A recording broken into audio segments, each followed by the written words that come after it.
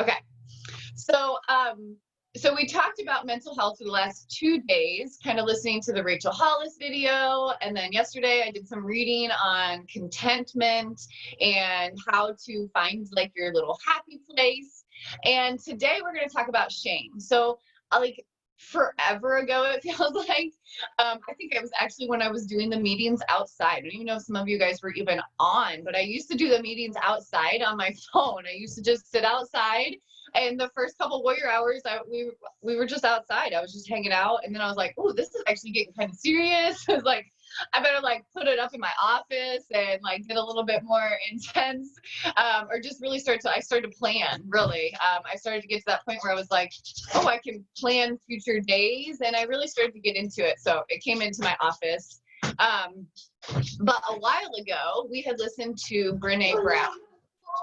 And if you don't know who Brene Brown is, look her up and definitely listen to some of her stuff. She's so amazing. We had listened to The Power of Vulnerability, and that was a while ago. So I'm hoping, I believe maybe everybody was on there, or at least kind of maybe is familiar with it. But if you have not seen her vulnerability video, I highly suggest after today's meeting going back and watching her Power of Vulnerability.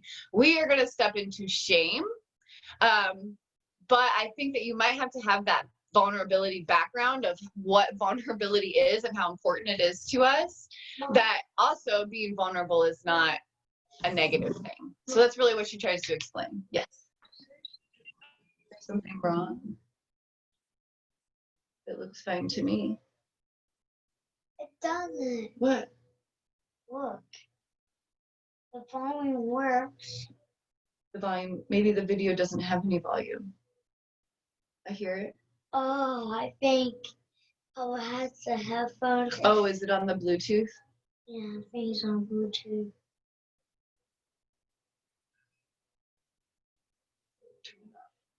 Okay, go try that. Let's try. I can hear it. There you go. Okay. You're welcome. Okay, crisis diffused. So I think that shame is going to go along with what we've been talking about, but also if you have not watched Vulnerability by Brene Brown, highly suggest going back and, I'm sorry, I'm repeating that, but I just saw some other girls jump on, so I want to make sure that they heard it too. But Vulnerability video from Brene Brown would be awesome to go back and watch, but today we are going to watch shame. Okay, and you guys, I love Brene Brown.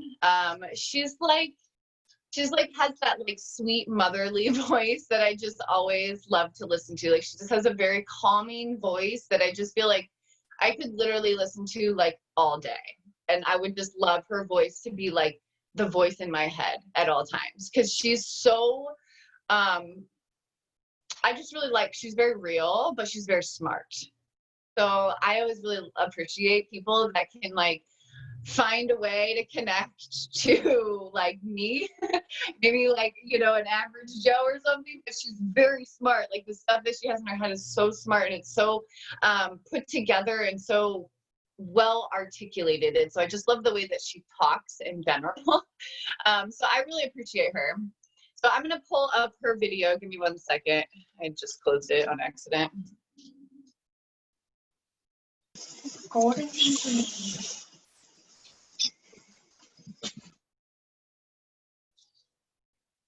No, not subscriptions. By the way, just like while I'm pulling this up, can I maybe talk about something else for a second too? I'm gonna see if I can talk and type at the same time. But yesterday, whether you guys are a coach of mine or you are a challenger on our team, which is why you would probably be here, please give a huge shout out, or if you see the girls or anything like that, the girls that took the time to do the live videos yesterday, like, guys, blew me away. Seriously, I was just like, I came home last night and I was sitting in the bathroom and I just literally like, I just started like crying because I was just like, how cool is it that I just found all these girls that like believed in what I believe in? Like that's like the bottom line of just like actually believe in their soul that like they want to be here and that they're choosing to be here and just like putting their heart and soul in it too. And it just like, I don't know, it just makes me feel so freaking warm and like a big old hug is around me at all times because I just know that I'm not alone. Like, even though I work from home and I work alone at home, it's so cool to just like know those other girls are out there. So, like, if you did not catch any of the videos or you didn't share any of the videos or anything like that, I highly suggest you take some time today or this week or this weekend to go back and watch those videos because maybe your coach is Tennille or maybe your coach is Elika or you've done yoga with Elika. You guys need to see those videos. You guys need to understand like what's happening here because this is just the beginning. I really feel that. I mean, even though I've been coaching for 4 years, it took me 4 years to build this foundation that we have. And now I feel like we're finally starting to like really take off and build a team. And so I really urge you guys to go and listen to them. Go and listen to Alicia. Go listen to Tessa and Tennille and Elika's video because you guys, it's just, it gives you a sense of like the, I don't know, just the camaraderie that's happening here. Just it's so cool. I just felt like I can't even explain how amazing it is. I just want you guys to know that I like cried in my bathroom alone last night because it was just felt so good after watching everybody's videos again, and I was just like, wow, like I started this. Like sometimes that just like kind of blows my mind a little bit. And I'm like, wow, it was just like one person a long time ago. And now here we are looking at, 15 faces and we got 550 girls in our challenge group and we had almost 100 girls in our coach sneak peek. And it's just, it's amazing to be part of. And it's amazing to continue going as well, to be like, oh, we're just getting started. Like, oh, buddy, like you guys don't even know what's about to come your way.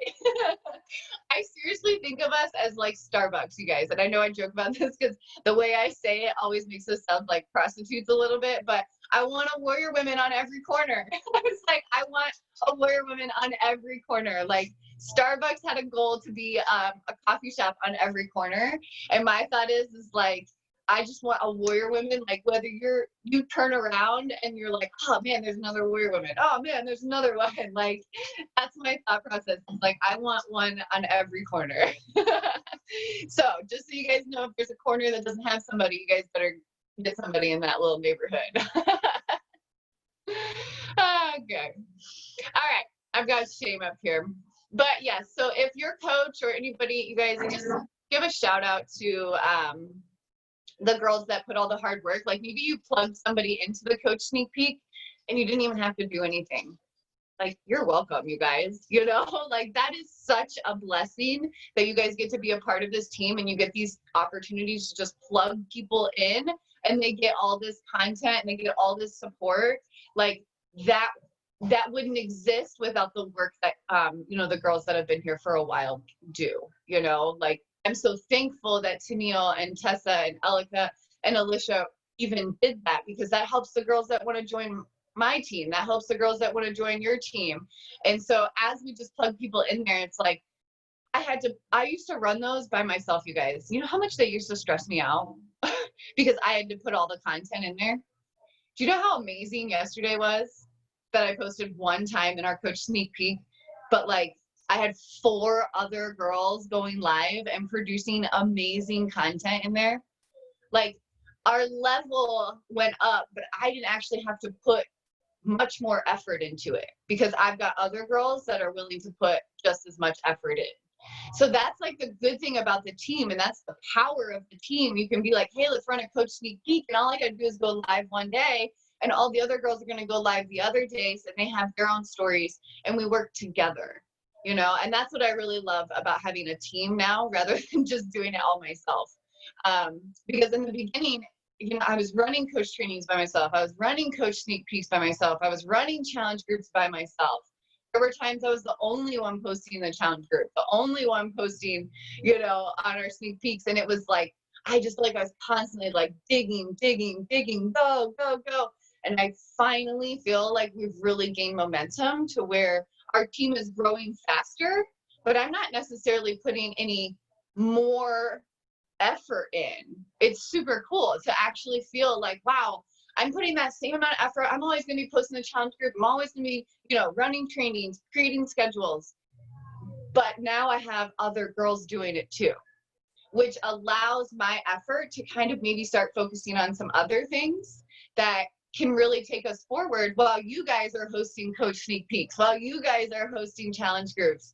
The group can grow so much faster, and we can affect so many more people that way. And we can really, really start getting mass amounts of people results, is how I look at it. Rather than just me out here messaging, trying to get people results, I have all of you guys working along with me. And that's pretty cool. And then we get to come in here and celebrate it. We get to cheer each other on and watch each other grow and watch us help each other grow as well, which is super cool. So I really appreciate you guys. And I just wanted to take a second to really say that I appreciate everybody that gave me content. I appreciate everybody that plugged somebody in. I appreciate everybody that watched a video. Everything counts. Everything matters. And it's all appreciated across the board. Okay. So thank you, ladies. Whether you're a coach or a challenger, I appreciate you. I appreciate exactly where you're at on my team. Okay. All right. But let's switch gears just a little bit. Let's switch into shame. That was kind of a funny switch of topic, but I still think that it is going to be a good one today. Let's see what we've got. Okay, so we're going to step into Brene Brown, shame. Let's see what she's got for us today. Restocking my kitchen and all the things that I needed, I was able to find on Thrive Market. I've checked out that. Let me ask you honestly, and I'll give you this warning. I'm trained as a therapist, so I can outweight you uncomfortably. So if you could just raise your hand, that would be awesome.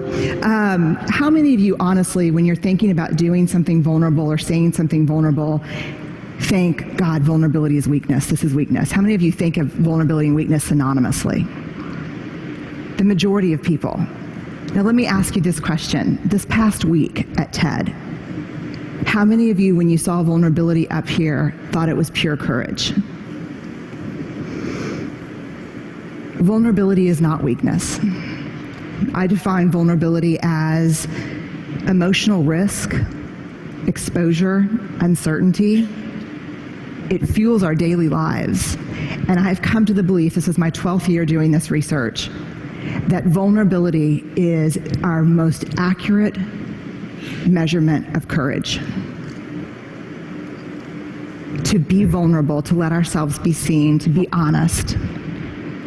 One of the weird things that's happened is after the TED explosion, I got a lot of offers to speak all over the country. Everyone from schools and parent meetings to Fortune 500 companies. And so many of the calls went like this. Hey, Dr. Brown, we loved your TED Talk. We'd like you to come in and speak. We'd appreciate it if you wouldn't mention vulnerability or shame. So, what would you like for me to talk about? There's three big answers. This is mostly, to be honest with you, from the business sector. Innovation, creativity, and change. So let me go on the record and say, vulnerability is the birthplace of innovation, creativity, and change.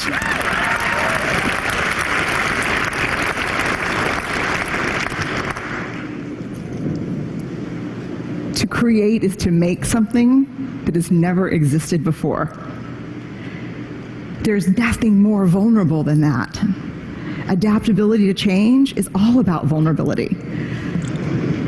The second thing, in addition to really finally understanding the relationship between vulnerability and courage, the second thing I learned is this. We have to talk about shame.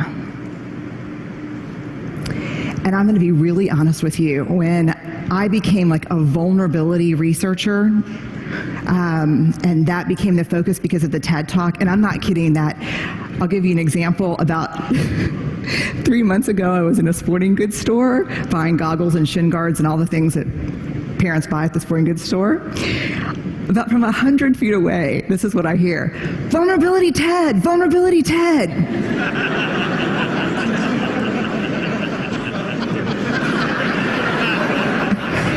Yeah, I'm a 5th generation Texan. Our family motto is lock and load. I am not a natural vulnerability researcher. So I'm like, just keep walking. She's on my 6th. And then I hear, vulnerability Ted. I turn around and I go, hi. She's right here. And she said, you're the shame researcher who had the breakdown.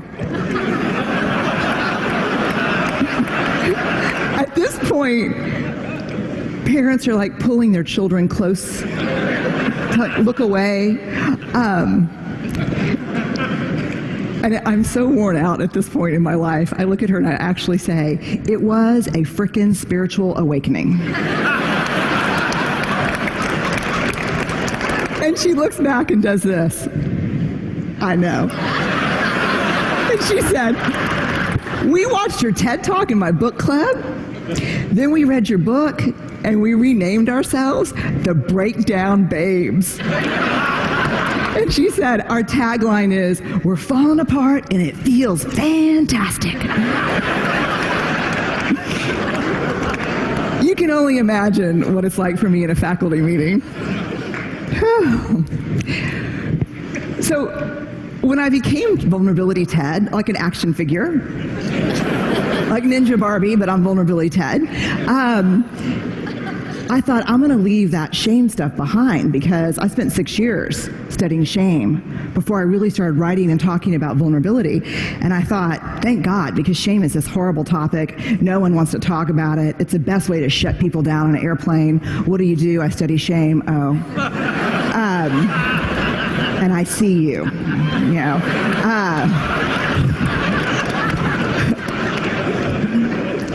But in surviving this last year, I was reminded of a cardinal rule, not a research rule, but a moral imperative from my upbringing. You gotta dance with the one who brung you. And I did not learn about vulnerability and courage and creativity and innovation from studying vulnerability. I learned about these things from studying shame. And so I want to walk you in to shame. Jungian analysts call shame the swampland of the soul. And we're going to walk in, and the purpose is not to walk in and, you know, construct a home and live there. It is to put on some galoshes and walk through and find our way around. Here's why. We heard the most compelling call ever to have a conversation in this country, and I think globally, around race, right? Yes, we heard that. Yes? Cannot have that conversation without shame. Because you cannot talk about race without talking about privilege, and when people start talking about privilege, they get paralyzed by shame. We heard a brilliant, simple solution to not killing people in surgery, which is have a checklist. You can't fix that problem without addressing shame, because when they teach those folks how to suture, they also teach them how to stitch their self-worth to being all-powerful. And all-powerful folks don't need checklists. And I had to write down the name of this TED Fellow so I didn't mess it up here. Mishkin Ingawale. I hope I did right by you. I saw the TED Fellows my first day here, and he got up and he explained how he was driven to create some technology to help test for anemia because people were dying unnecessarily. And he said, I saw this need, so you know what I did? I made it. And everybody just burst into applause, and they were like, yes. And he said, and it didn't work. And then I made it 32 more times. And then it worked. You know what the big secret about TED is? I can't wait to tell people this. I guess I'm doing it right now. This is like the failure conference. No, it is. You know why this place is amazing? Because very few people here are afraid to fail. And no one that gets on the stage so far that I've seen has not failed. I have failed miserably, many times. I don't think the world understands that because of shame. There's a great quote that saved me this past year by Theodore Roosevelt. A lot of people refer to it as the man in the arena quote. And it goes like this: "It is not the critic who counts. It is not the man who sits and points out how the doer of deeds could have done things better and how he falls and stumbles. The credit goes to the man in the arena, whose face is marred with dust and blood and sweat. But when he's in the arena at best, he wins, and at worst he loses. But when he fails, when he loses, he does so daring greatly." And that's what this conference to me is about. That's what life is about daring greatly, about being in the arena. When you walk up to that arena and you put your hand on the door and you think, I'm going in and I'm going to try this, shame is the gremlin who says, you're not good enough. You never finished that MBA. Your wife left you. I know your dad really wasn't in Luxembourg, he was in Sing Sing. I know there's things that happened to you growing up. I know you don't think that you're pretty enough or smart enough or talented enough or powerful enough. I know your dad never paid attention even when you made CFO. Shame is that thing. And then if we can quiet it down and walk in and say, I'm going to do this, we look up and the critic that we see pointing and laughing 99% of the time is who? Us. Shame drives two big tapes, never good enough, and if you can talk it out of that one, who do you think you are? The thing to understand about shame is it's not guilt. Shame is a focus on self, guilt is a focus on behavior. Shame is I am bad, guilt is I did something bad. How many of you, if you did something that was hurtful to me, would be willing to say, I'm sorry, I made a mistake? How many of you would be willing to say that? Guilt. I'm sorry, I made a mistake. Shame. I'm sorry, I am a mistake. There is a huge difference between shame and guilt. And here's what you need to know. Shame is highly, highly correlated with addiction, depression, violence, aggression, bullying, suicide, eating disorders. And here's what you even need to know more. Guilt, inversely correlated with those things. The ability to hold something we've done or failed to do up against who we want to be is incredibly adaptive. It's uncomfortable, but it's adaptive. The other thing you need to know about shame is it's absolutely organized by gender. If shame washes over me and washes over Chris, it's going to feel the same. Everyone sitting in here knows the warm wash of shame.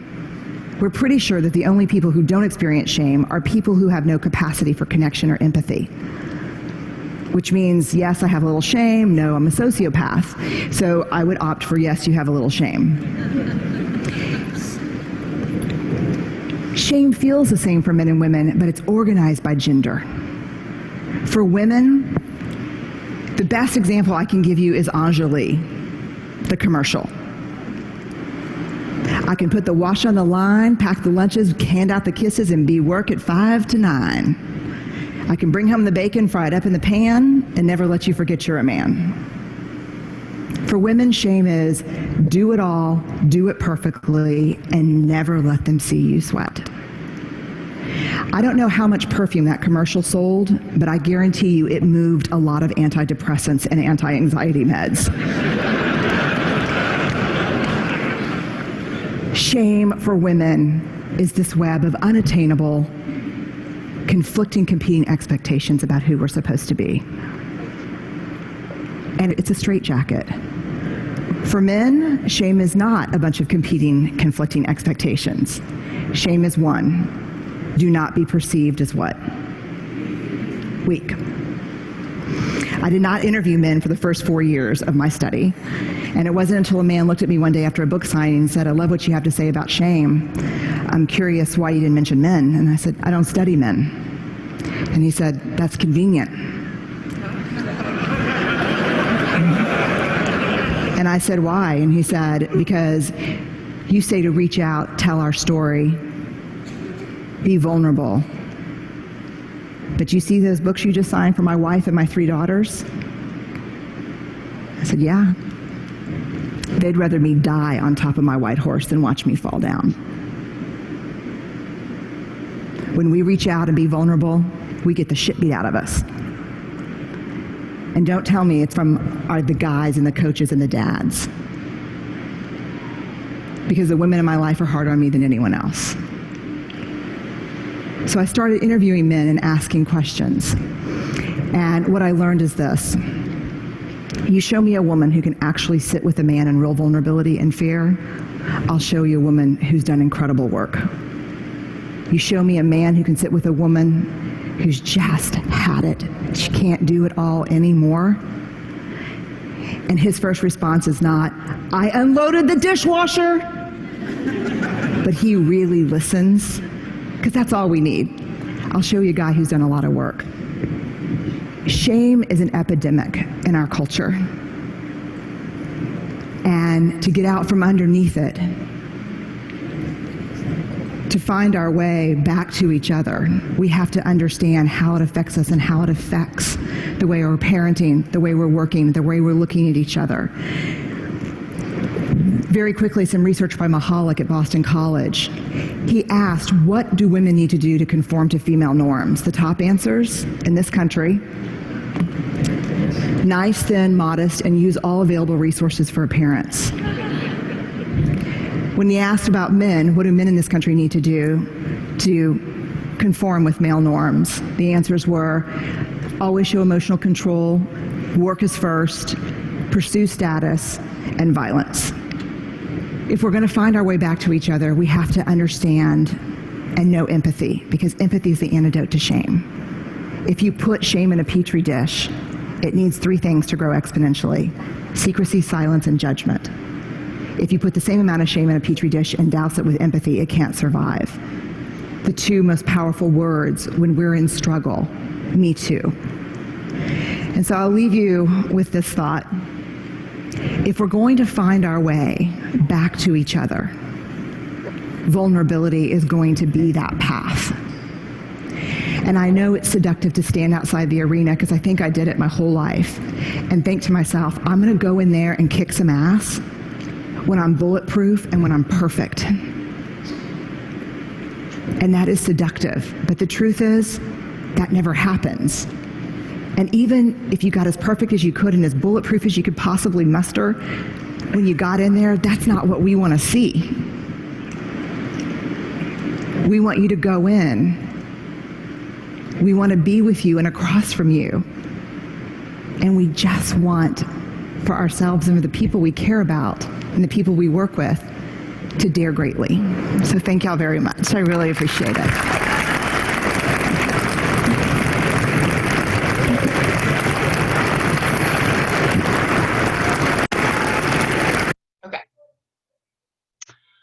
Love me some Brene Brown. It's been a while since I've listened to her, for sure.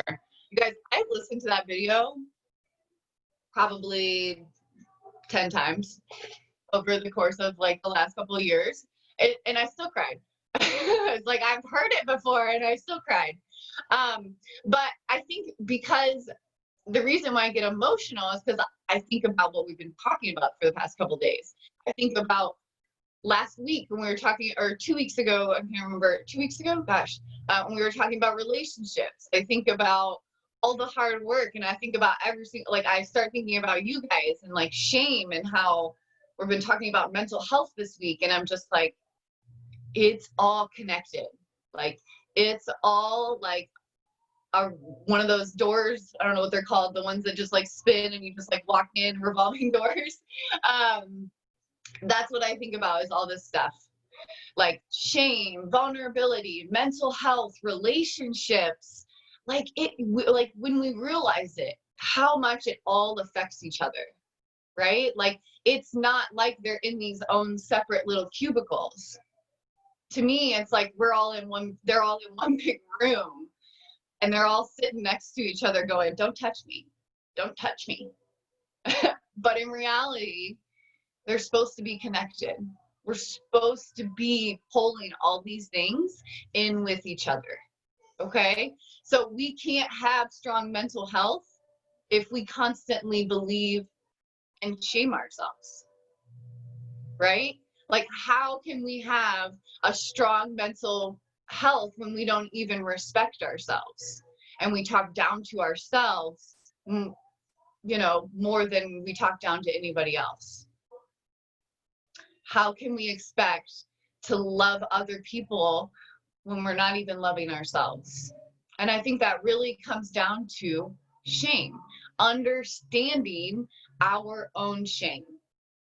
And that we have to realize that the way we react a lot of times is because of the shame we have placed on ourselves. Right? Like, there's times like where I'll be standing in the kitchen and so this is just an example, like say like Mike asks for something but it's like dirty in the sink. I shame myself instantly. Oh shit, I should have done those dishes because then he would have had that. And so my response is, oh, we don't have it. And he's like, whoa, okay, like, whoa. But that's my response is because I'm shaming myself in my head, right? I have guilt in my head because I knew that I probably should have done those dishes. And since he asked for a fork and we don't have any forks because they're all dirty, I instantly shame myself in my head, right? I start talking crap to myself immediately because I'm like, oh shit, you knew you should have done those dishes, then you would have had forks, and then you know. And so I'm beating myself up here. So the guilt and shame wheel is just spinning, right? So the words that come out of my mouth are aggressive, are short, are angry. But I'm not angry at Mike because he asked for a fork, right? I'm angry at myself because I didn't do the dishes when I knew I should have. And now I'm beating myself up because I don't have a fork to give to my husband. Like, how, like, imagine, you guys know what that's like. You guys have probably been there, you know? But we have to realize that it's our own guilt. It's our own shame on ourselves as to why we're responding that way. So now if you can recognize it in yourself, maybe you could recognize it in other people, right? So you ask your husband for something and maybe he snaps back and your thought is, what the heck is wrong with him? But maybe he's beating himself up because the thing you asked for was something he already knew maybe you needed. And so he's beating himself up in his head.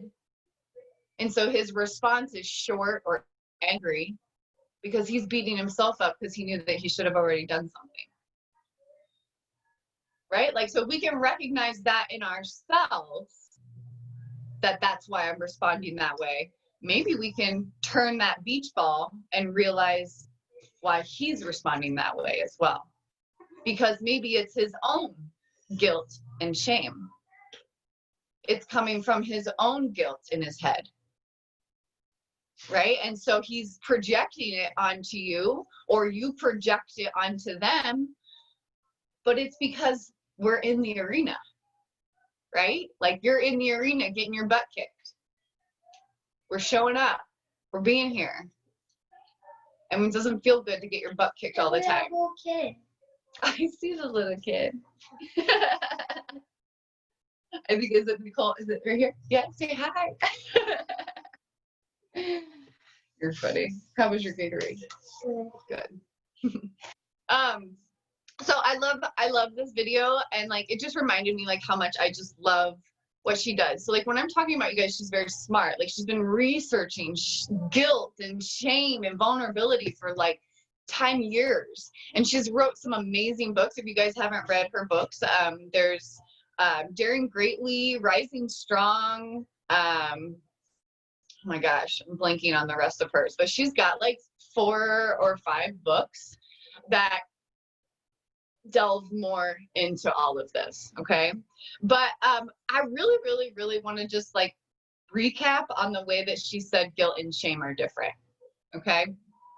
So she said guilt is like, oh, I did something bad, right? Like, oh, I forgot to do the dishes. That's guilt, right? Instantly. But shame is I am bad. And I think that sorry. So the difference between I did something bad and I am bad, there's such a difference in that, right? Like, okay, I forgot to do the dishes, or I'm a POS for not doing the dishes, right? Like, so there's a difference in like, oops, I forgot. Oh, I'm kind of guilty. I feel a little guilt. And saying, oh, wow, I'm never good at doing the dishes. I just can't ever seem to get them done. Like that, like I am terrible at doing the dishes. Like that's shame. That's like stating facts is what I feel like. Like when you're trying to state facts about something, like I'm never good at doing the dishes, that's like to me trying to state a fact, and that's shame. Okay, saying, oops, I forgot to do the dishes. Oh, I meant to do them, but I forgot. That's like guilt. Okay, like, oh, I'm capable of doing it, but I forgot. That's guilt, right? Like, eek. But shame comes from like in your soul, what I feel like. Shame is like, I'm not capable of doing it. I'm not good enough to do it. Things like that. Okay. And shame, I think, comes from somewhere a voice inside our head. Maybe that was somebody that spoke to you negatively when you were younger. Maybe that was something that, like, I always think that like however I talk to Derek is like the voice in his head when he's older, you know?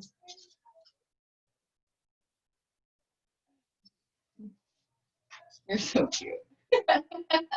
Thank you. You brought me a little flower from outside. Thank you.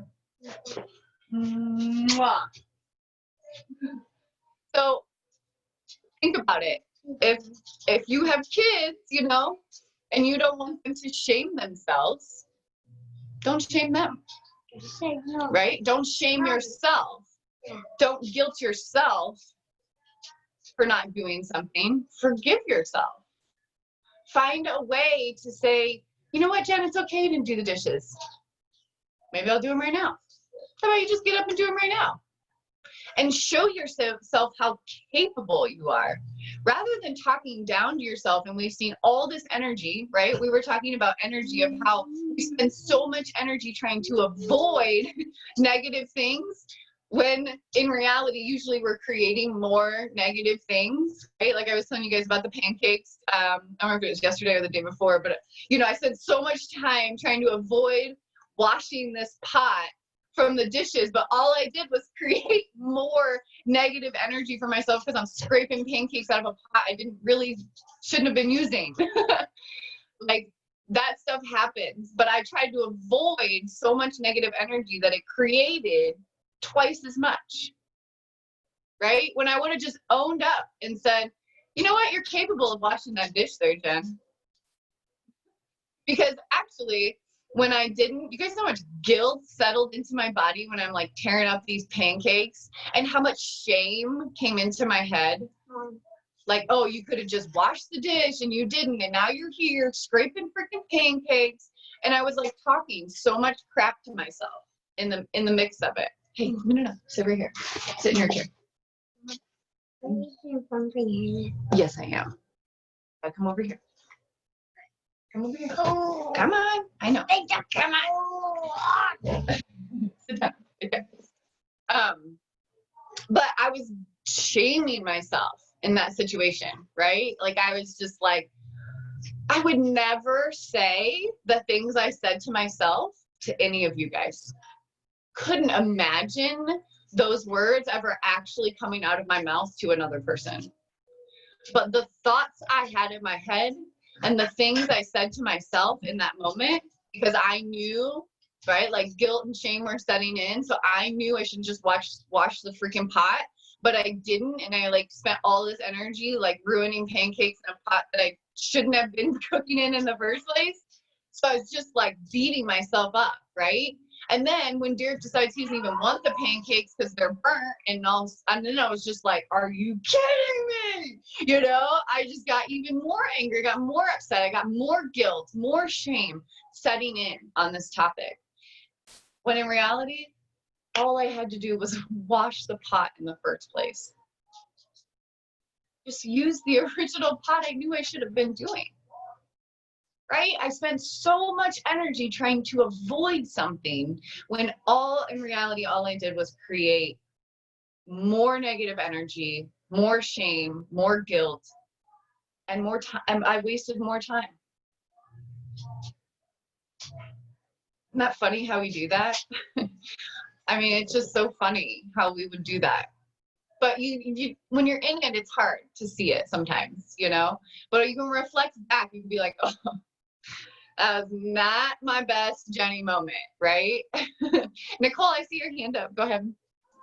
I think we do that as well, for the reason that we attack ourselves before somebody else can attack us.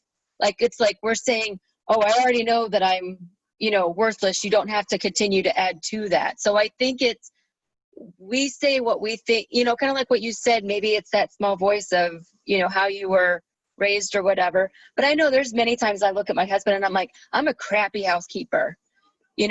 I really, somehow convinced you that I'm this great, wonderful person, but I'm a sucky housekeeper, where I just feel like I can't keep up with it all. So I feel like if I attack myself, he's saying that as well. I don't know. That's a very interesting point. I love that you said that because Mike and I have been through that where like he's beating himself up so much in his head. Like, I'm not even allowed to mention it. Like, if I mention it, he will like snap off, and he'll like go, and I'm like, well, I was just mentioning, he's like, you don't know how much I've been beating myself up for that. And the moment you say it, it makes it real, like it makes it, then it's like out in the open. And I'll be like, well, so I'm not allowed to talk about it because you're beating yourself up about it so much. Like you know what I mean? And so, but it's guilt and shame in himself. Like he thinks that if he beats himself up, then I don't need to say anything.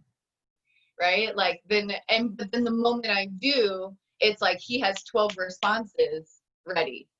Right? Like, and we've all been there too. I'll be like, say something about those dishes. I freaking dare you. Right? Like, I have been in this house dealing with this 5-year-old. I'm trying to run a full-time business. I'm running a 2-day coach sneak peek. I'm like, say something about those freaking dishes. You enjoyed dinner last night, didn't you? Like, I would be like, I would like, well, instantly be like, come on, bring it. I dare you, And that's what kind of what we do is we like are ready for it. And so then we want to fire off immediately as soon as it's brought up, like, oh, I've been waiting for this moment. Say something about those dishes, And it's really only setting us up for failure, though, right? Brittany, go ahead. I just wanted to go off of what Nicole said. We want to say, like, I am a crappy housekeeper, but, what we learned today, make ourselves vulnerable. Be like, I'm struggling. I can't do this, and I think that's one way we can flip it. I love that. It's almost like asking for help. Like, ask for help or just admit it. I love that. Just like admit it. Mom, are you going to talk? I heard you take your. Yes, I am. I just wanted to tell you I had heard that from your dad so many times.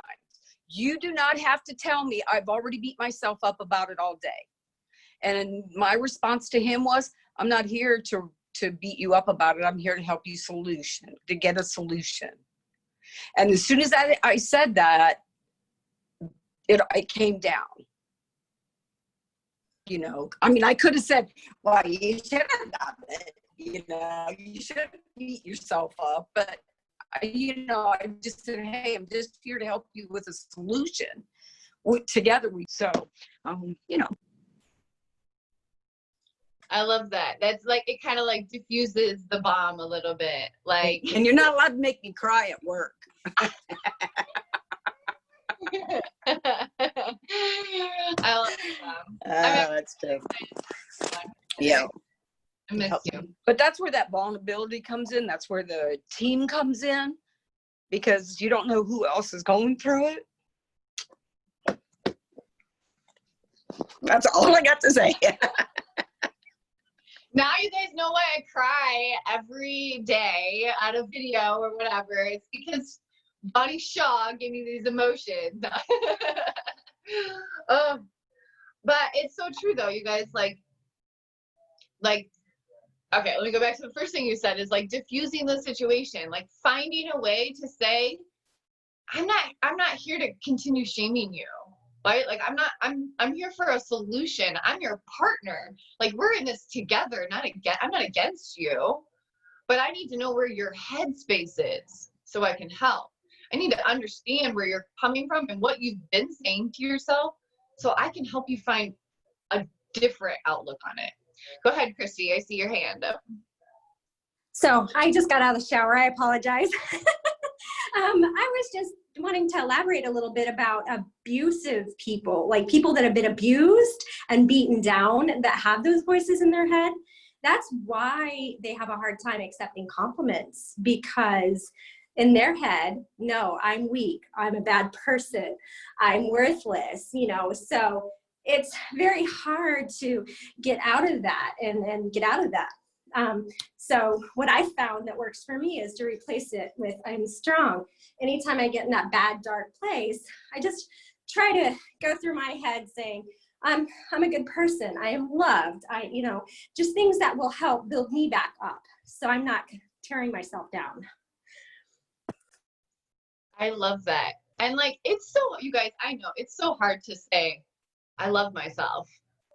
It's so hard to be like, I am a good person. Like it feels weird sometimes saying that at first, if you've been telling yourself you suck, right? Like, oh, you're such a failure. Or I can't believe you did that. Yeah, go ahead, Elika. It just reminded me of what we talked about yesterday with mental health and coping skills that we talked about, as far as, I mean, Christy, you hit on it when you said replacing it with your positive mantra or anchor thought. So, you know, like that's the opportunity when you notice all those negative thoughts running in your head about yourself or the conversation that you had with your husband, to notice it, you know, and replace it and do whatever coping skill you need to do to, you know, help you move past that or whatever.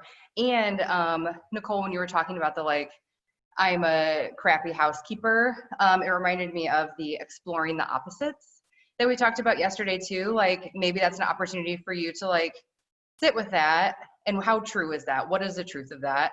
And then to do the opposite, like, I am not a shitty housekeeper. Like, well, what is the truth in that? And how true is that statement? You know what I mean? And then, you know, a crappy housekeeper is me, to then like turn it back on yourself more. And it's like, that's not you. That's not how you identify. Like, there's no truth in that statement. So it's just a good chance to, like, you know, kind of ask yourself those questions and reframe it. I love that. And like, I always think too is, Elika and I, we read this like one part, and there's this part of this book where it says, oh, I have to read it specifically, the incompetence part. Oh man, I wonder if I can find it. Oh, I think it was just, I always said, or there's a part in this book and there's like, my incompetence excites me. Is that what it is? Is that what it was, Elika? Something like that? But I just was like, oh my God, I'm so incompetent and I'm so excited about what I have to learn.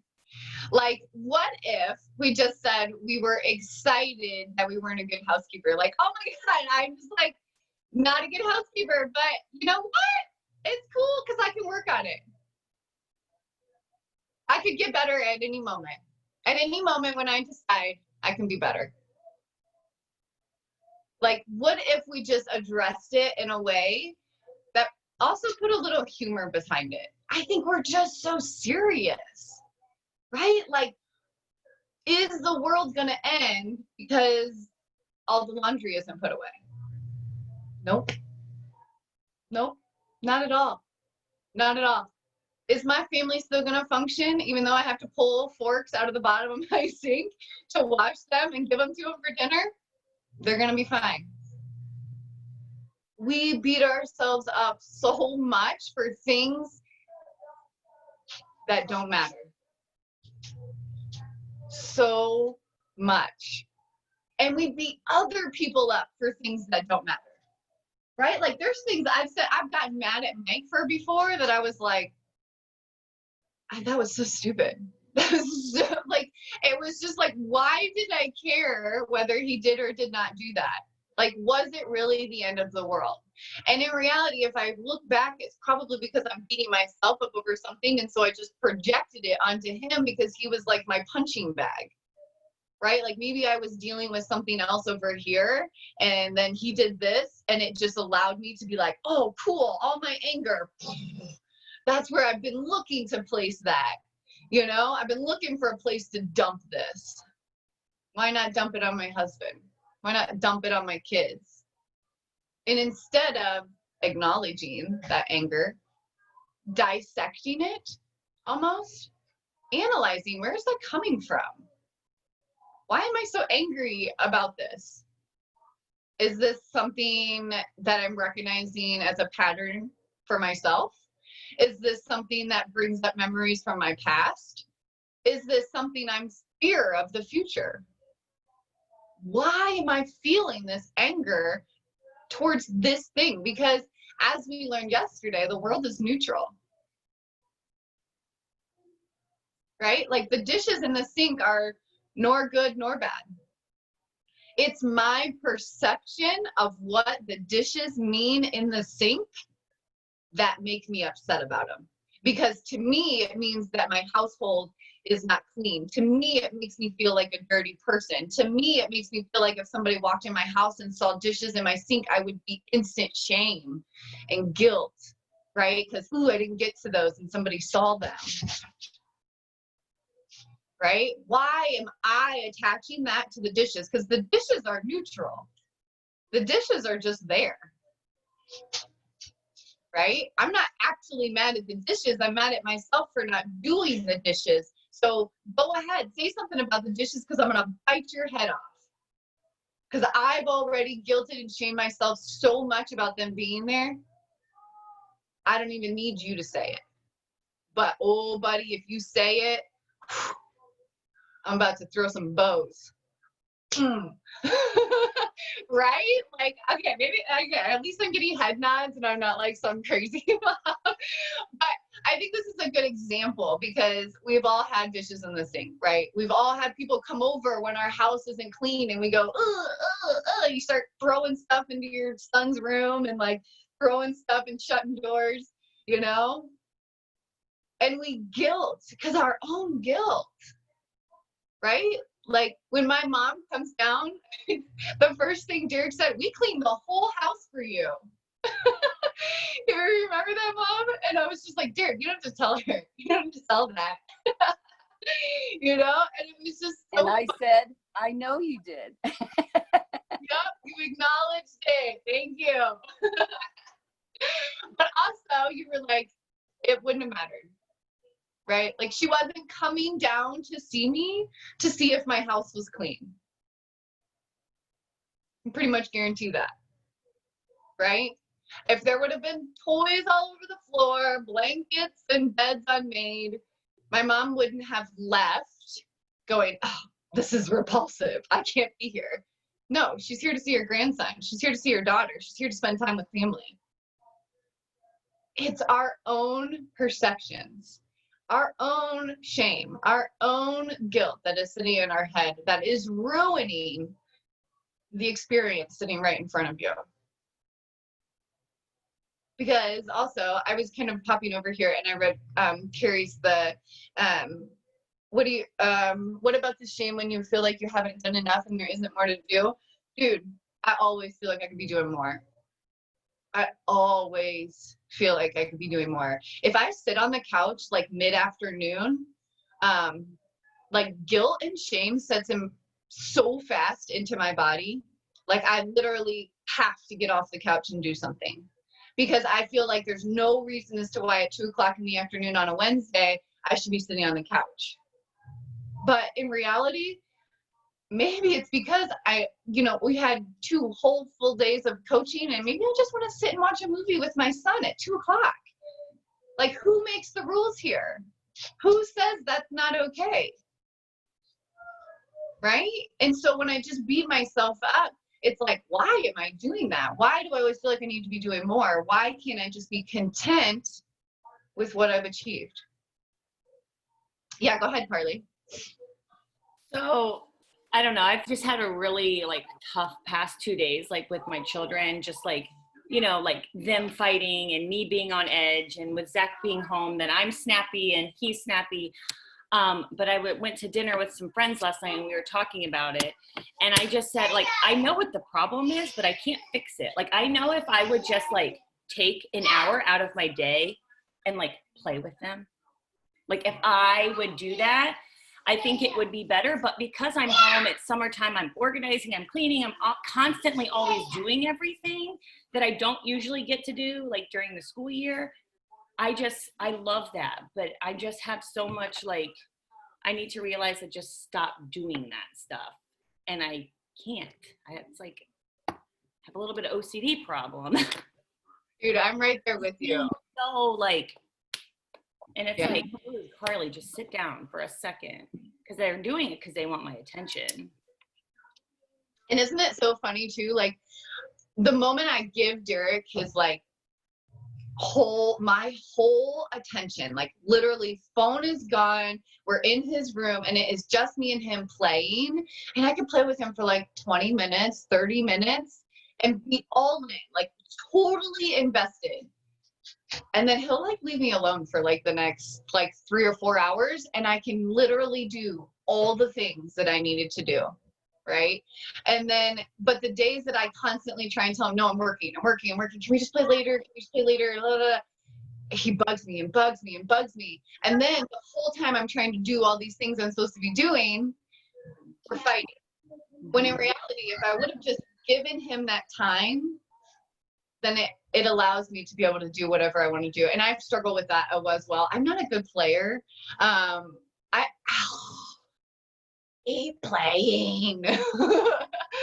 I just literally, like, I love watching Derek play and I encourage him to play. And I'm more of like, I'll get it all set up for you, but like, I'm not going to sit here and like, like, it's just not my thing. Like, I don't know, it's not my thing, but I force myself to do it. Like, I will be like, okay, I'll be Sonic, you be Tails, let's play, you know, like, but it's just not my thing. Like, I don't know.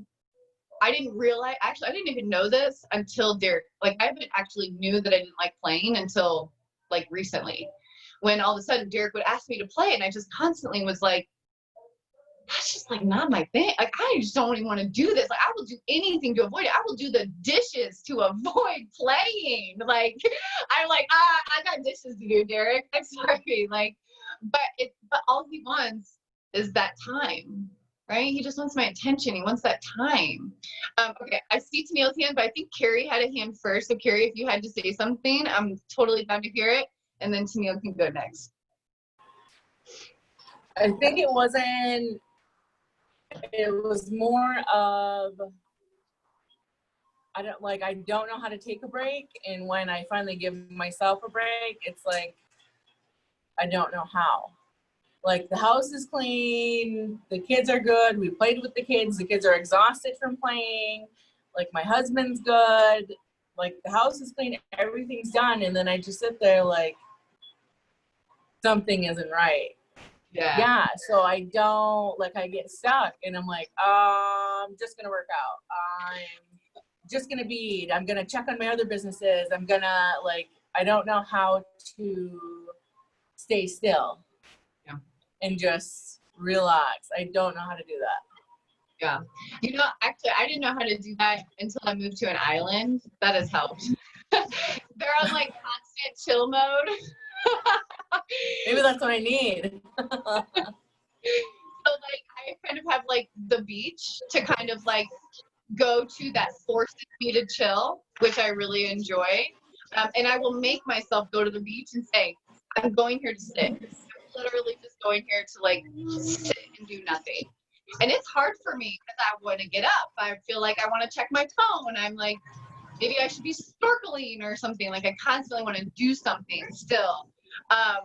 But I force myself to sit because the rest, I'm gonna get you just for a second. Because the rest is just as important as the play. The rest is, it has to be equal, because there will be a point if you're go, you're gonna crash. You will crash, you know, and we all know that. Like, you can't just continuously go, go, go, go. You have to have that equal balance. And that's how you enjoy those times. And that's where we also have to enjoy the boredom. And that's what we really learned yesterday with contentment of just being in it, right? Like, you've got everything done. Girl, brush out that shoulder and sit back and chill. Come clean my house. No, I'm just kidding. But for real, like, appreciate that. Appreciate everything you've done. Appreciate that your house is clean, your kids are good, your workout is done, your makeup's looking fabulous. You've got it going on. You just gotta tell yourself that. You gotta look and see what you've done, and then instead of saying, wow, I should be doing more, saying, look at all I've accomplished. Look at what I've got done today. I'm gonna give myself a pat on the back, and I'm just gonna sit and chill. And I'm just gonna reflect. Maybe I'm gonna do a little gratitude journal, right? Of all the things that I got done, so I can just learn to appreciate all the things that I had done rather than searching for more things to do. Might be somewhere to start. Because I'm the same way. Like, I'm a go, go, go, go, go. There's always more, especially in my business. Like, I always feel like I could be posting more, putting something in my stories. I'm messaging somebody, messaging the Warrior Women, finding a video for Warrior Hour. Da, da, da, da. Like, I just feel like I constantly, there's always something I could be doing with coaching. And there always has to be a point where I say, Jen, put the frickin' phone down. Like, if you snap another picture right now, I'm gonna be so mad at you. Put the phone on the charger in the bedroom and don't go get it. Take a break. Like, I have to force myself to do that, because if I don't, I will be on my phone from sun up till sundown doing go, go, go mode. But then what happens? By the time Thursday, Friday, Saturday comes around, I'm burnt out. Do you guys know how awesome it was not having Warrior Hour over the weekend? And as much as I questioned it and thought, like, oh, is this a bad idea? Because what if the girls don't come back on Monday? What if they realize over the weekend that they didn't even need me and they don't come back on Monday? What if that happens? I even expressed that to Elika. I was so nervous about pulling it off the weekends because I was so afraid of us not continuing this. If I didn't have your attention every day, maybe they won't come back. But actually, how refreshing it was for me to take the whole weekend off. How much my mind is so clear this week, and how dedicated I am to the days that we have now. Because I allowed the rest. I allowed the boredom. I allowed to focus on something else. And then when I came back to coaching, I was fresh. I felt awakened on Monday. I was like, yes, Warrior Hour. I was so excited rather than drained, right? Tennille, I saw your hand up. Yeah, so I just wanted to, with Carly. Okay, so we have all this stuff to do around the house. We have lots of kids. There's always stuff going on. The kids want our attention. So my kids are getting a little older. Addie's 5 now.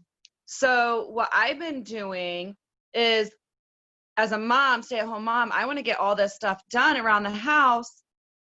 I involve them. So, and sometimes that can be hard too. I mean, involving your kids and helping fold laundry or help you do dishes, that can get a little frustrating too.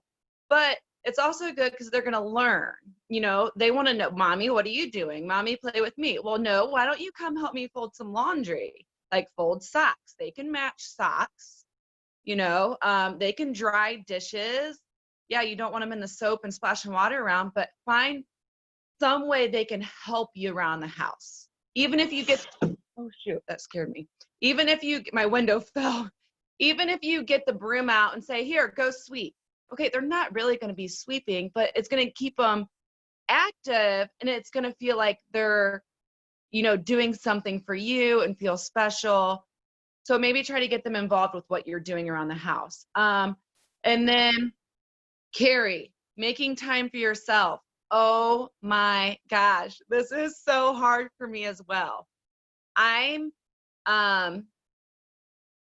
It's hard for me to sit down and watch a movie with my husband. Like, I am not a TV person. We don't even have cable. Like, sitting down and watching TV, like, okay, I'm in the living room right now going through these clothes and my TV is off. Like, I'm just not a TV person.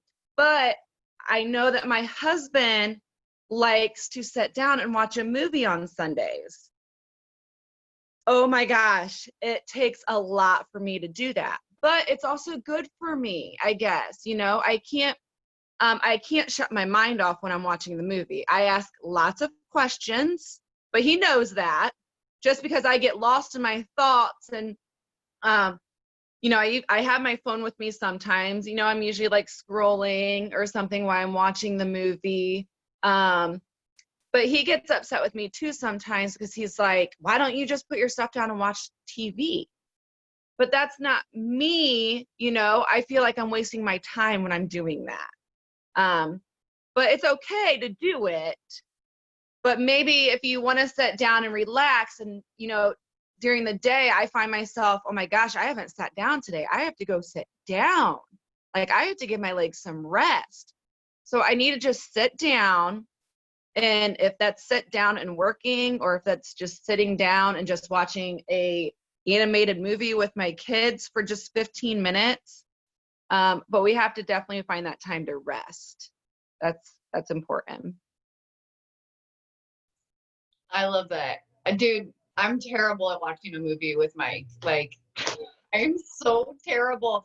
I will literally just like get up halfway through it and start doing stuff. And he's like, so are you watching this or not? And I'm like, oh yeah.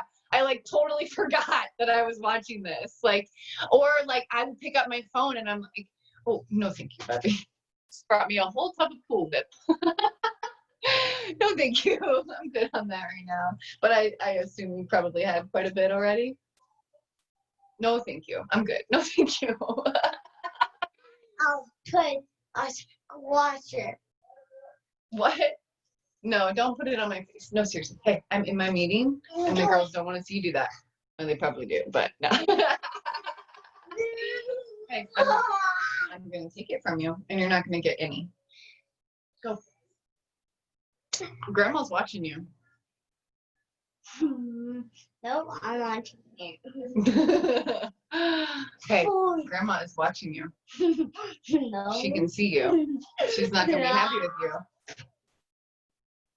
Dropped it on the floor now. Someone's gonna get in trouble. I'm a terrible serious mom. All right. So I love all of this. Like, I think that we like really made progress, and I think that even though we kind of shifted into like shame and guilt, it still has so much to do with mental health. Right? Like, it all has to do when we realize and recognize the thoughts that are coming into our heads and how they affect us physically, right? Like, so when you're shaming and guilting yourself in your head, what do you do physically too? You go, you know, we get small, we take up less space, we recluse. But when we're feeling confident and we like it, and when we're like doing all the things, we're like, woo, look at me. Right? But the moment we're bored or we feel like we're not enough, we like get real small. And I think that maybe we just need to leave space as space. I love that. Like, I think like when I heard that quote a couple weeks ago, it's just like, what if we just left space for space? What if we just left boredom as part of what's supposed to be there?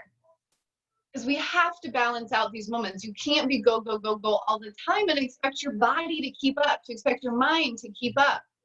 Because what's happening is you're probably thinking about the next 2 steps while you're trying to take the first step. And instead, what if you were just in that first step before you ever started thinking or taking that next step? Right? Mom, I see your little hand up. Did you have something to say, or did you accidentally hit it? Or Well, I accidentally hit the unmute, but since I already did that, I thought, well, I might as well say something. What a good thing to do, set a timer on your phone. Saying, these are my 15 minutes, or these are my 20 minutes. I mean, the first time you do it, you're going to think, you're just going to keep thinking, when's that alarm going to go off? After you do it, you're going to go, hey, until that baby goes off, I am sitting here and I am enjoying the back porch. So it just kind of makes your mind kind of think, no, until that goes off, I am not moving. So it's just, a little tidbit there. So that might help stop your mind from wondering, why am I not getting up and doing something? Yeah. Because this is what I got to go back to work. Love you guys. Love you, Mom. And that's the thing too, is like, I like that. Set a timer and just be like, I am supposed to be resting for the next 30 minutes. And I am doing nothing else. Or maybe you set a timer for your son, right? We're like, okay, so I'm not really good at playtime. Maybe I'll set a timer and say, I'm playing with Derek until that timer goes off. Right? Like I am totally invested in here, because sometimes when we have a time frame, we know that like it's going to end eventually. So I can be invested here. Like for me, when I was saying I'm not a good player, I'm not a good story player, kind of imagination little mom, but I know that I could do it for 20 minutes. I'm capable of doing it for 20 minutes. Right? So maybe if I set that sign that for 20 minutes I'm going to do this, rather than being like, oh, I have to play with him. When's it going to end? Is it ever going to end? Do I have to play for a long time? Do I have to play all day? Like, but if I can say, okay, I can do this for 20 minutes. I can get him all set up. I can start playing, and then maybe I can let him go and use his own imagination. Maybe I set up the storyline for him, and I start kind of setting up the imagination, and then I kind of walk away and let him, continue the imagination. I don't know. Different ways to go about it, but I think it comes from how our perspectives are on it. It all starts with how we think of things in our head. Okay? Like if we hate the playing, we're not going to be good at playing. But if we tell ourselves, you know what? I'm just going to love playing with Derek for 20 minutes today. Instead of saying, oh, I have to play with Derek for 20 minutes. This is going to be the hardest thing ever. Well, yeah, of course it is, because you just literally made it the hardest thing ever. Or I could say, you know what? I'm so excited I get to play with Derek for 20 minutes. I'm so excited and blessed that I work from home and I get to do that. Like, what if we just reframed it in our head? Yeah, go ahead, Elka. I just wanted to say something about what do I do with my free time? Because I know, like Carrie mentioned, like if the kids are good and my businesses are set, and like, because I think so many of us don't allow for that free time when we do have it, and we don't have to tend to our kids or hop online or whatever. We're kind of like I wander around from room to room in my house, like looking for like things to do. So recently, I actually, like when quarantine started, I started doing puzzles again. Like I loved doing puzzles when I was little, and I loved coloring when I was little, and I loved making like bracelets, you know what I mean? And I honestly have started doing those things again in 10 to 15 minute increments, with my free time, and it's made a big difference. So just like having kind of an idea of what to do during your free time. Like I know those are some things that I enjoy doing, and because it's like when it comes to the moment, if you don't know what to do, you just spin your wheels. Like going to a workout, if you're not in a program and you're not prepped for it. Like I hear so many women say like, I'm not working out right now because like I'm not in a program and I don't really know what to do. And it's like, I've told you 17 times, on Sunday you have to plan your week out. Like you have to know what workouts you're doing when you come to your, when you put your tennis shoes on, or else you're just not going to do it. And I feel like free time's kind of the same way. You don't have to like schedule it. I mean, you sometimes do, but you don't have to like schedule it on Sunday of like, I'm going to do a puzzle on Tuesday and color on Thursday, but just kind of having an idea of what you do like to do has helped me a lot. So.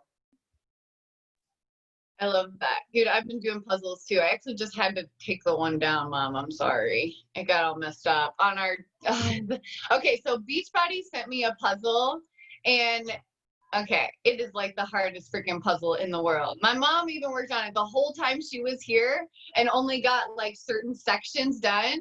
And then a beach bag got put on the table and literally like cranked it, and I was like, no. Oh, it was not a good moment in the household. I was like, my mom worked so hard on that. I was gonna do that. Mike's like, you haven't sat down at it for 3 days. I go, that's not the point. I was gonna do it. It was there. It was for my free time. But I'm gonna have to get it back out and kind of fix it and everything. But I do plan on trying that again. But I'm a big puzzle person too. I love puzzles. I will literally pull our kitchen table over to our couch and sit on our couch at our kitchen table and just like do puzzles like while Mike's like watching the TV. I'm not a TV. I will sit in front of the TV, but it takes a while for me to like get invested into something. Like the TV can be on, but over half the time I'm not listening to it, you know, or I'm not paying attention to it. I'm always kind of doing something else while the TV is on, unless we decide to like sit down as a family and watch the TV, which even then is really hard for me. Which, by the way, okay, I have to see this. Okay, Christy had wrote this like really cute little thing over here. If you guys saw it, but she goes, when my older girls were little, I would put old socks on them and put Sunsy soap water on the floor, and they would be like mopping the floor. That is like such a good idea. I think I'm gonna try that with Derek and see if he can like mop our floor and just like see if he can like slide around and have fun. I love that idea. So I just wanted to reiterate that to you guys in case you didn't see the chat. That was such a good one. I was like, that's such a good idea. Because then you can just go behind and mop it all up and it'll be done. It'll be like, thanks, dude. Awesome. Oh, Melissa, you want to try it? You want to try this one? Yeah, girl. It's so the hard part is the pieces. I prefer more of like actual jigsaw, like where all the puzzle pieces are different. And this one, they're all the 5-point ones. So it's just like pieces fit to other pieces. And that's what's really hard about it. Is like, you're like, is that fit? Does that fit? That looks like it should go there. And then there's a ton of black and a ton of white in the puzzle. So it's like all these white pieces keep fitting each other. And I'm like, why do all these white pieces fit each other? I can't figure out which one it is. The only way you can get it is if you can get it to fit this side and another side. That's how I can tell whether it fits or not. I mean, it's a $1,500 or not $1,500, 1,500 puzzle pieces too. So it's like a big one. I mean, you know, it's like, so it was definitely a challenging one. I need to get it out somewhere where what I need to do is get a separate puzzle table is what I would like to do. Is so that way it's just not like we were like eating dinner on top of it. I was like, just set your plate on top. It'll be good. I'm like, don't mess it up. I'm like, you can set your plate there, but if you mess up the puzzle pieces, I'm gonna yell at you. So it's hard to do it on the kitchen table. So I want to get like a separate little table I can set up, and that way they won't conflict. Because I love always having a puzzle. I will sit down and just do like a puzzle for like 15 minutes and then I'll just like walk away for a little bit. Sometimes I get really into them and I'll sit there for a couple hours, but I like to just have it for when I want to go to it, but it's hard to do it on the kitchen table. So yeah, that's what I need, like a card table, like one of those fold out little cheapies. Yep, that's what I need. What I should do, I had this big old massage table too. I could maybe like scoot my desk down. So even if you guys notice, I use my massage table as my desk right now because it's huge. And I'm not doing massages because with quarantine and everything, I wasn't touching anybody. So I was like, I'll just use my table as my desk when I got the desktop. So maybe I can like scoot it all down and like start it here. Who knows? So many options. Now you guys got my wheels turning where I can put it. All right, ladies, good talk today. Hopefully that helped. I think if you did not watch Vulnerability from Brene Brown, I definitely think it's something you should go back and listen to today because it will play on the whole shame. It will help you understand where shame comes from once you understand what vulnerability is. But remember, you guys, vulnerability is not a negative thing, okay? It's okay to be vulnerable. It's okay to say, I didn't get to that, right? Like, I just didn't get to it. Like, it happens, okay? So, if we can stop beating ourselves up I think that will help us teach other people how to do it as well.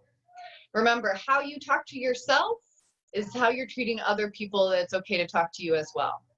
So if you're talking crap to yourself, you're literally letting people know it's okay for them to do it as well. Okay? So how we talk to ourselves teaches other people how to talk to us. So we have to change the voices in our own heads before we can ever expect the voices around us to change. Okay? Starts here. It starts with us, right? Like it starts with us. It starts with you. Not your husband, not your kids, not your mother-in-law. You. You have to change the way you think about yourself, your life, your situation, and yourself. Okay? I think I just said that, but you have to think about yourself first. And that will teach other people what kind of boundaries you have. Okay? So when you set boundaries for yourself, saying, I don't talk to myself that way. And I don't let anybody else talk to me that way either. Right? But you can't sit there and talk crap to yourself and then tell somebody else not to talk crap to you. They're only going off of what you allow. Okay? So if you don't allow yourself to talk down to yourself, then you will stop allowing other people to do it as well. But it starts with you first. Okay? Change the voices in your head. The rest of the voices will follow suit. Okay? All right, ladies, I hope you have a fabulous day. Tomorrow is music and free day. I'm very excited. So we'll come and celebrate some of the work we did and just hang out, do some journaling, do some fun stuff. And then Friday is 6:30 a.m. workout. We're going to do a workout this Friday, 6:30 a.m. And then we're off for the weekend. I'm liking this schedule. I think it's good. 3 days of like personal development, 1 day of just like fun, and then another day of a workout, and then we have the weekends off. Oh, look, little faces. You say hi. Hi. I love when kids see other kids. It's so cute. Oh, goodness. All right, ladies, I hope you have a fabulous day. Go get outside a little bit. Yeah. Hopefully it's nice where you guys are at. So go get some sunshine. Yeah, go and get some sunshine. We got sunshine. We do have sunshine, don't we? All right, guys. Have a fabulous day. Thank you for everything. Say Bye. bye.